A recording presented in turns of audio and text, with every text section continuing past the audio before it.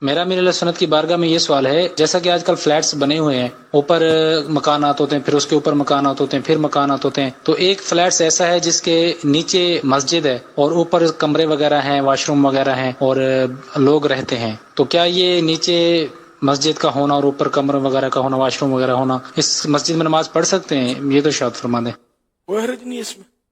یہ تو یوں تو مطلب عمارت میں ہر مسلمان کا، کون سا مسلمان جس کے گھر میں قرآن کریم تشریف فرما نہ ہو؟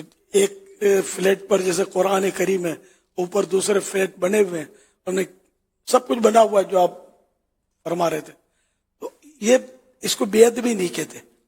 بے ادبی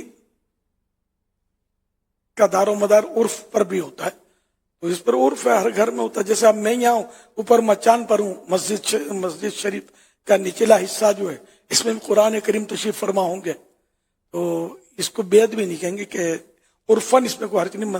مسجد میں تو منزلیں ہوتی ہیں نا، نیچے بہت سارے قرآن شریف تشریف فرما ہوتے ہیں، لوگ اوپر کی منزل پر نماز پڑھ رہے ہوتے ہیں۔